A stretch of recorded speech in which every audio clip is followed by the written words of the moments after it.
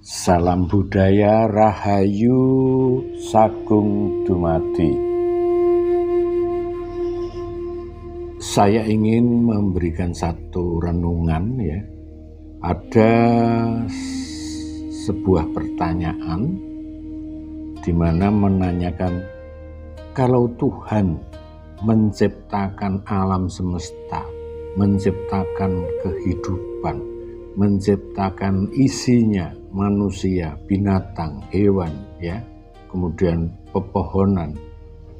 Lalu siapa yang menciptakan Tuhan?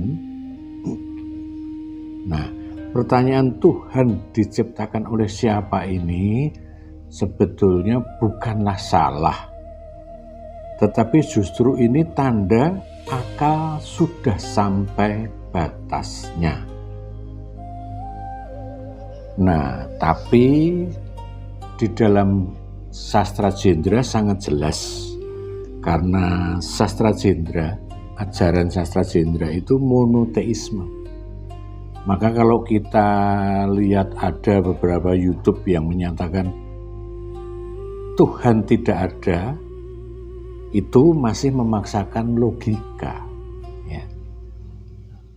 Dan pertanyaan tadi ya, itu memang tidak bisa dijawab dengan logika yang lurus-lurus saja. Jadi izinkan saya menjawab pelan-pelan tanpa merusak rasa. Ya. Nah, ini satu jawaban dari sastra Jendra ya, bahwa dalam sastra Jendra Tuhan tidak diciptakan.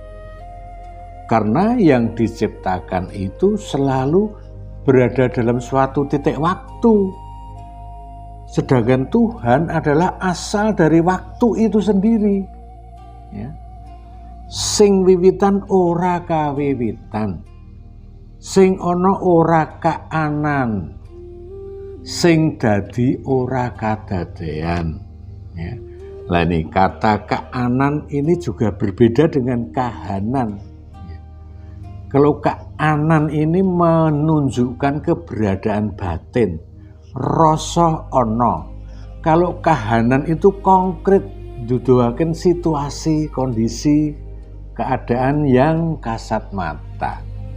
Jadi kita ulangi lagi, sing wiwitan ora kawiwitan, sing ono ora kaanan, sing dadi ora kadadean. Artinya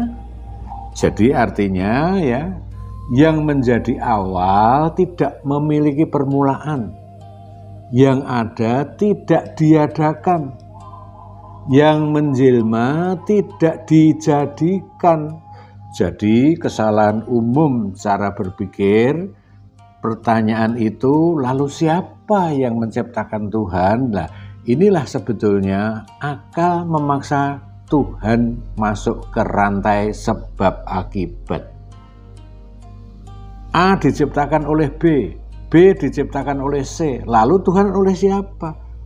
Dalam sastra Jendra, Tuhan bukan dari bagian rantai sebab. Tuhan adalah asal dari sebab itu sendiri. Maka kalau kita ketemu di YouTube adakah Tuhan dan sebagainya, pertanyaan-pertanyaan itu permainan logika. Tetapi secara rasa tetap mengakui. Tuhan dalam kerangka sastra Jendra ini dipahami sebagai kawruh tanpa wujud, kesadaran murni, suksma sejati sebelum adanya nama. Ya. Kahanan sepi ing pamoring sepi. Ini kan susah. Kahanan sepi ing pamoring sepi. Gusti iku dudu sing ana, nanging sing nganakake. Jadi Tuhan bukan sesuatu, melainkan yang membuat segala sesuatu bisa ada. Nah, analogi sastra Jendra ini ya, ajaran sastra Jendra bukan logika barat ya.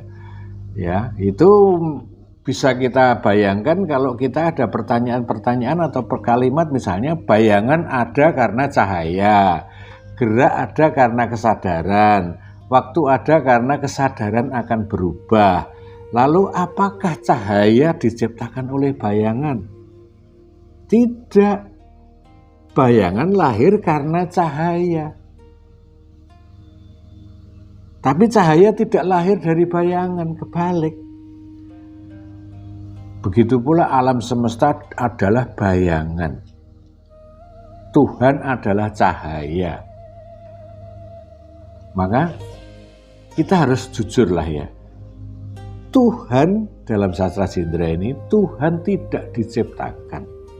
Tuhan adalah kesadaran yang sudah ada sebelum ada konsep ada dan tiada. Kita kadang-kadang kan bergumul seolah-olah filsafat. Ya tuh, konsep ada dan tiada disinggung-singgung. Tetapi beda. Tuhan adalah kesadaran yang sudah ada. Sebelum ada konsep ada dan tiada. Dalam bahasa Jawa halus ya, Gusti iku sampun ana, saderengipun ana lan ora ana. Jadi ada dan tiada itu sebelumnya sudah ada Gusti ini ya. Mula ora kagungan sing nitah, tidak memiliki siapa yang membuat, memerintahkan, mengadakan. Amargi panjenengan piyambak kang nitah. Nah, karena kita manusia, maka dikatakan amargi panjenengan piyambak kang nitah. John Lennon misalnya, God is konsep monggo. Ya. Karena itu kita selalu masuk dalam konsep manusia. Pertanyaan Tuhan diciptakan oleh siapa ini bukan pertanyaan yang salah loh. Justru ini tanda bahwa akal sudah sampai batasnya. Dalam ajaran sastra Jendra, nalika pitakon ora iso dijawab dening pikir, ing kono rasa wiwit tangi.